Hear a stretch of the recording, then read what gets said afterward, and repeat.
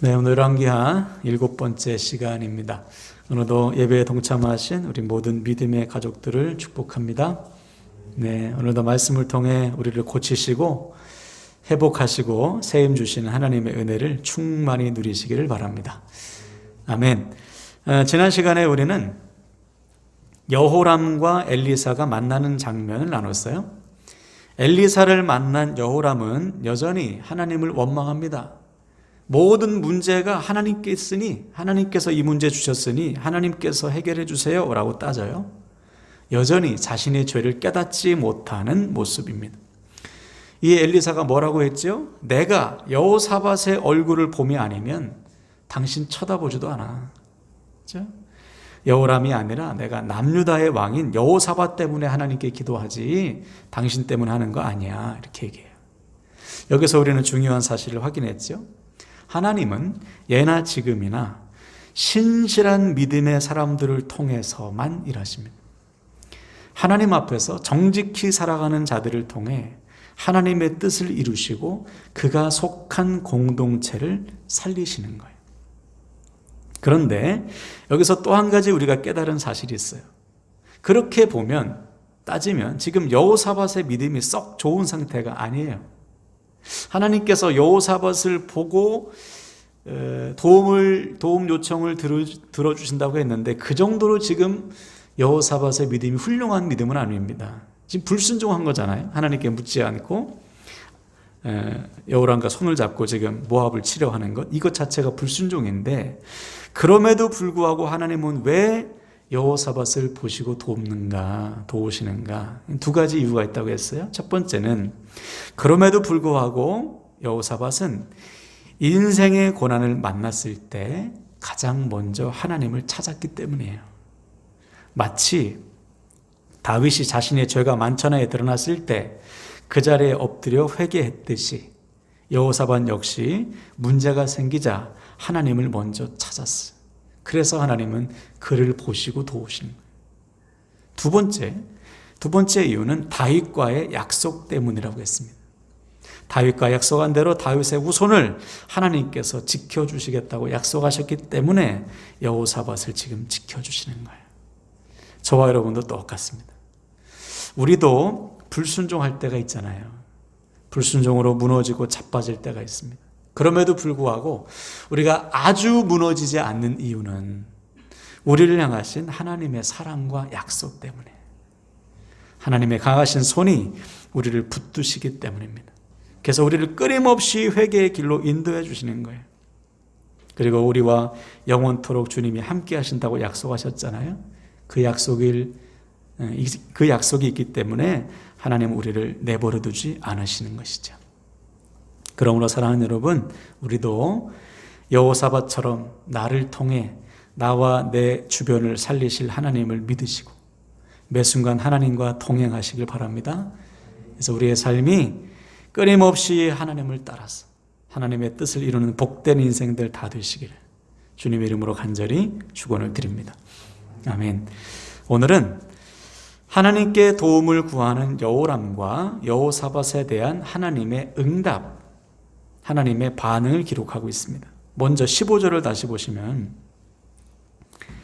엘리사가 이렇게 요청했어요. 이제 내게로 검은고 탈 자를 불러오소서 하니라. 검은고 타는 자가 검은고를 탈 때에 여호와의 손이 엘리사 위에 있더니. 그렇죠? 엘리사가 갑자기 검은고 타는 사람을 부르라고 해요. 왜 그런지 정확한 이유는 알 수 없지만 아마 여전히 죄를 깨닫지 못하는 여호람을 보고 마음이 상했나 봐요. 그래서 마음을 진정시키기 위해서 이제 검은고의 연주를 들으면서 마음을 진정시키는 것이, 집중하는 것이죠. 그래서 그 검은고 소리를 들으면서 이제 기도를 하는 것입니다. 그때 하나님의 손이 엘리사 위에 머물렀어요. 이 부분을 개역 한글 성경을 보면 하나님께서 엘리사의 마음을 감동하셨다라고 번역하고 있습니다. 즉 엘리사가 기도할 때 하나님께서 하나님의 말씀을 엘리사에게 주신 것이죠. 어떤 말씀인가? 16절과 17절 보세요. 그가 이르되 여호와의 말씀 이 골짜기에 개천을 많이 파라 하셨나이다. 여호와께서 이르시기를 너희가 바람도 보지 못하고 비도 보지 못하되 이 골짜기에 물이 가득하여 너희와 너의 가축과 짐승이 마시리라 하셨나이다. 그렇죠? 이 골짜기를 파라는 거예요, 지금. 지난 시간에 말씀드렸듯이 지금 이들이 도착한 곳은 마땅히 물이 있어야 될 365일 마르지 않는 골짜기인데 물이 없는 빈 골짜기거든요. 바닥이 드러난 그곳을 지금 열심히 파라는 것이죠. 대본 들어도 좀 말이 안 되는 말씀이잖아요. 아니, 판다고 물이 나오나요? 물론 지하수가 있긴 하지만 그 정도는 아주 깊게 파야 되잖아요. 엘리야에게 명령한 것처럼, 야, 너 그럼 기도해라. 엘리야가 기도한 것처럼 너 하나님께 두 손 들고 기도해라. 7번 가서 기도해라. 그러면 몰라. 왜냐하면 우리가 알듯이 골짜기는요, 조금만 비가 막 쏟아져도 범람할 정도로 많이 쌓이잖아요. 그죠? 그렇게 했다면 모르는데 파라고 하니 도무지 이게 이해가 안 되는 말씀이에요. 근데 중요한 사실은 이 비상식적인 하나님의 말씀을 듣고 여호람과 여호사밧을 비롯한 이스라엘 백성들과 연합군이 순종했다는 거예요. 하나님께서 주신 말씀이기에 그들이 그대로 순종했습니다. 마치 요단강을 건넌 이스라엘 백성들이 야, 여리고성 하루에 한 바퀴 돌아라. 그리고 마지막 날은 7바퀴 돌아라. 이 말도 안 되는 하나님의 말씀에 순종하여 하나님의 역사를 보았듯이 지금 여호람과 여호사밧이 엘리사를 통해 주시는 하나님의 말씀에 그대로 순종하고 있는 것입니다. 그리고 이어지는 18절과 19절을 보세요. 이것은 여호와께서 보시기에 작은 일이라. 여호와께서 모압 사람도 당신의 손에 넘기시리니 당신들이 모든 견고한 성읍과 모든 아름다운 성읍을 치고 모든 좋은 나무를 베고 모든 샘을 메우고 돌로 모든 좋은 밭을 헐리이다 하더니. 그렇죠? 하나님께서는 마른 골짜기를 물로 채우는 것뿐만 아니라 모압과의 전쟁에서 이기게 하시고 모압 땅을 초토화시키겠다는 거예요. 그러면서 엘리야가 뭐라고 선포했어요? 이것은 여호와께서 보시기에 작은 일이라 그랬어요. 이 마른 골짜기를 물로 채우는 것도 하나님께서 보시기에 작은 것이고 모압을 너에게 붙이는 것도 너를 통해 모압을 점령케 하는 것도 하나님께서 보시기에 아주 작은 일이다. 하나님께서 원하시면 불가능한 일이 없다는 것입니다. 그러므로 여호람과 여호사밧이 해야 될 것은 뭐예요? 이 말씀 붙들고 순종하는 것이죠. 열심히 골짜기를 파고 열심히 모압과 싸우면 되는 거예요. 이에 이 말씀을 다 들은 여호람과 여호사밧이 어떻게 했습니까? 오늘 본문에는 기록되어 있지 않지만 아마 모든 군사들이 밤새도록 골짜기를 팠을 거예요. 이 명령을 받은 군사들도 이해는 안 되지만 하나님의 말씀이기 때문에 순종했을 거예요. 마치 가나안 인자한테 주님께서 야, 물 떠다 줘. 그럼 포도주가 될 거야. 이 말도 안 되는 말씀에 하인들이 순종했듯이 군사들도 하나님께서 주신 말씀에 한 마음에 대해서 순종했어요. 자, 그러자 어떠한 일이 일어났어요? 20절 보세요. 아침이 되어 소재 드릴 때에 물이 에돔 쪽에서부터 흘러와 그 땅에 가득하였더라. 그렇죠? 아침이 됐습니다. 이 말은 밤새도록 팠다는 거예요. 군사들이 잠도 자지 않고 밤새도록 골짜기를 팠어요. 그리고 아침이 되었어요. 이 아침이라는 것은 해가 뜰 때입니다. 해가 뜰 때 이제 이들이 뭐 했냐면 하나님께 소제를 드렸습니다. 아침 예배, 감사의 예배를 드렸어요. 그때 물이 에돔 쪽에서부터 흘러와 골짜기를 가득 메웠어요. 하나님의 말씀대로 순종하니 하나님께서 말씀대로 이루셨습니다. 할렐루야.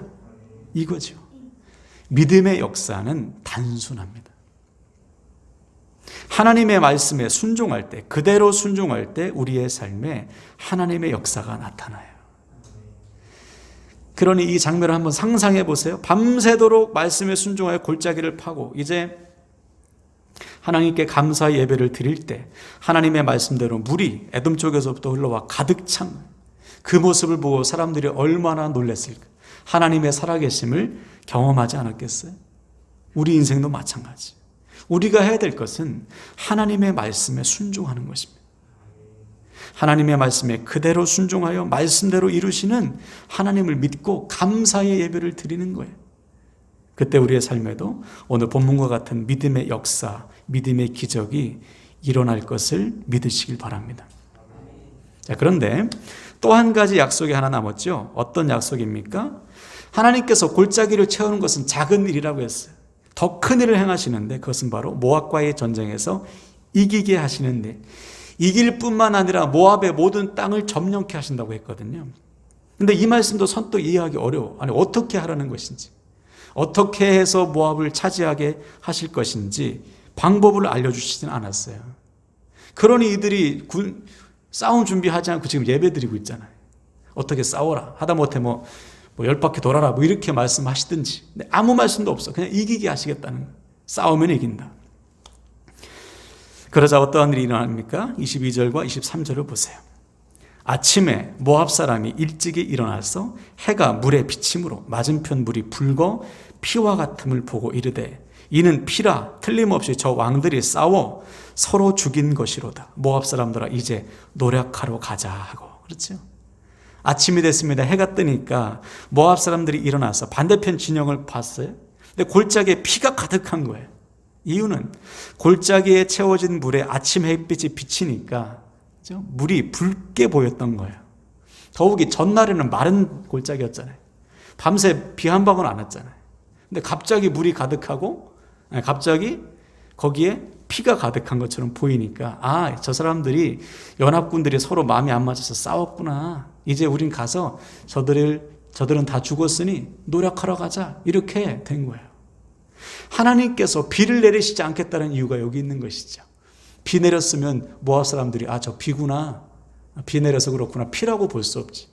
근데 하나님께서 비를 내리시지 않고 물을 주셨기 때문에 저들이 물을 피로 착각하게 만드신 거예요. 그래서 일제의 모압 사람들이 이제 연합군 진영으로 왔을 때 연합군들이 일어나서 그들을 쳤어요. 24절을 보세요. 이스라엘 진에 이르니 이스라엘 사람이 일어나 모압 사람을 쳐서 그들 앞에서 도망하게 하고 그 지경으로 들어가며 모압 사람을 치고. 그렇죠. 이제 죽은 줄, 다 서로 싸워서 죽은 줄 알고 갔는데 벌떡 일어나니까 깜짝 놀라서 도망갔어요. 도망가서 어디까지 이르렀습니까? 모압 땅을까지 이제 연합군들이 치고 들어가는 거예요. 그 땅을 쳤습니다. 하나님의 말씀대로 다 됐어요. 거의 점령할 때가 되었습니다. 여기까지 탁 이야기가 끝났으면 참 좋은데, 그 다음 문제. 전쟁의 성패가 기울은 것을 깨달은 모압 왕이 700명의 군사를 모집합니다. 칼을 휘두를 수 있는 700명의 정예 부대를 만들어가지고 이 셋 연합군 중에 가장 약해 보이는 에돔 왕을 치려고 돌진했어요. 근데 이 계획이 실패로 돌아갑니다. 그러자 어떠한 짓을 하는가? 27절을 보세요. 이에 자기 왕위를 이어 왕이 될 맏아들을 데려와 성 위에서 번제를 드린지라. 이스라엘에게 크게 경노함이 임하매 그들이 떠나 각기 고국으로 돌아갔더라. 갑자기 모압 왕이 자기 아들을 데리고 와서 사람들이 보는 앞에서 성 위에서 태워 죽입니다. 그가 섬기는 모압의 신, 이 당시에 모압의 신은 그노스라는 신, 그노스 신에게 자기의 자녀를 태워 죽이는 것이 이제 그들의 문화예요. 그노스를 섬기는 제물의 문화, 제물 중에 자기의 자녀가 속해 있어요. 사람을 태워 죽이는 것이죠. 다급하니까 자기의 맏아들을 태워서 자기가 섬기는 그모스 신에게 도움을 요청하는 거예요. 얼마나 어리석은 짓이에요? 그런데 문제가 생겼어요. 그 광경을 지켜보던 이스라엘 연합군이 겁을 먹습니다. 모압 왕이 자기의 아들을 모압의 신인 그모스에게 제물로 바치는 것을 보고 모압의 신이 자기들에게 재앙을 내릴 것이 두려웠던지 전쟁을 계속하지 못한 거예요. 오늘 본문에는 그것이 구체적으로 기록되어 있지 않지만 아마 그럴 것이다. 학자들이 추정하고 있어요. 겁을 먹은 것이죠. 아, 저 그노스 신이 우리를 죽이면 어떻게 하나. 그래서 전쟁을 하다가 멈춘 거예요. 이것을 하나님께서 보신 것이죠. 하나님의 말씀에 더 순종하지 않고 전쟁을 멈춘 이스라엘 백성을 보고 하나님께서 진노하셨습니다. 그래서 본문에 보니까 뭐라고 되어 있어요? 이스라엘에게 크게 경노함이 임했다. 이 경노는 진노, 하나님의 진노가 임했다는 거예요. 하나님의 말씀에 순종하여 물을 얻고 하나님의 말씀에 순종하여 지금 모압을 치고 있는데, 그노스 신에게 제사를 지내는 모압의 왕을 보고 그것을 가증히 여겨야 될, 마땅히 가증히 여겨야 되는데 가증히 여기지 않고 그 행위에 겁을 먹은 거예요. 쉽게 말해 하나님보다 그모스 신을 더 크게 본 것이죠. 그 결과 그들에게 두려움이 임했고, 두려움이 임하자 더 이상 믿음으로 순종하지 못한 거예요. 그 모습을 보고 하나님이 진노하셨어요. 그래서 흩으셨어요. 그러니까 헛된 전쟁에 뭐 결과도 없어요. 누가 이긴 것도 아니야. 그냥 하다가 그만두고 도망갔어요. 여기서도 보세요. 이스라엘이 하나님의 말씀에 순종하여 밤새도록 골짜기 파고 감사 예배를 드렸을 때는 하나님께서 그들의 순종을 보시고 말씀하신 대로 골짜기에 물을 채우셨어요. 뿐만 아니라 모압의 군대를 쳐서 그 땅을 점령하도록 이끄셨습니다. 그러므로 이스라엘 백성들은 그냥 끝까지 순종했으면 되는 거예요. 물러서지 않고. 그모스 신에게 제사 지내는 거 봐도 무서워하지 않고 그냥 끝까지 전쟁했으면 모압 땅을 차지하죠. 그런데 그것을 보고 겁을 먹고 불순종한 결과 전쟁이 다 수포로 끝난 거예요. 우리 인생도 똑같습니다. 우리도 한눈 파는 순간 순종 못해요. 하나님의 말씀을 놓는 순간 순종하기 어렵습니다. 지난주일 말씀처럼 베드로를 보세요. 주님을 바라볼 때는 광풍 파도 문제가 안 돼요. 아무리 거센 파도가 치고 바람이 불어도 순종의 걸음을 나아갔어요. 반면에 잠깐 광풍과 파도를 보는 순간 마음이 뺏겼어요. 두려움이 임했어요. 두려움이 임하니까 어떻게 순종할 수 있습니까? 믿음의 걸음을 멈춘 것이죠. 그 순간 빠지게 되었어요. 그러므로 사랑하는 여러분, 우리 모두는 매 순간 순종의 걸음을 멈추지 않기를 축복합니다. 말씀하신 것 반드시 이루실 하나님 믿으시고 하나님의 말씀에 끝까지 순종하는 거예요. 눈앞에 어떠한 상황과 문제가 들이닥친다 해도 이 믿음의 걸음을 멈추지 않는 것입니다. 때로는 우리에게 원치 않는 고난이 오잖아요. 신실한 믿음의 사람일지라도 문제 없는 사람이 없어요. 왜 하나님께서 우리에게 문제를 주시는가? 주님 보라는 거예요. 베드로가 믿음으로 배에서 내려 물에 발을 탁 댔을 때 광풍이 멈추지 않았어요, 여러분. 파도가 그치지 않았어요. 여전히 광풍과 파도가 있는 상태에서 베드로는 믿음으로 물 위에 발을 내딛었습니다. 근데 주님을 보니까 문제가 안 된 거예요. 우리 인생도 마찬가지. 여러분 인생에 광풍과 파도가 여전히 있지 않습니까? 예수 믿는다고 하나님이 싹 걷어가시지 않아요. 똑같습니다. 그러나 차이점이 있어요. 보는 눈이 달라지는 거예요. 주님을 바라보면 그것이 문제가 되지 않아요. 이 분명한 사실 믿으시고 오늘부터 여러분 어떠한 상황과 문제가 눈앞에 있다 해도 믿음의 걸음을 멈추지 마시길 축복합니다. 그때 우리는 반드시 말씀을 성취하시고 순종하는 자를 통해 역사하시는 하나님의 능력을 경험하게 될 줄로 믿습니다. 아멘, 아멘.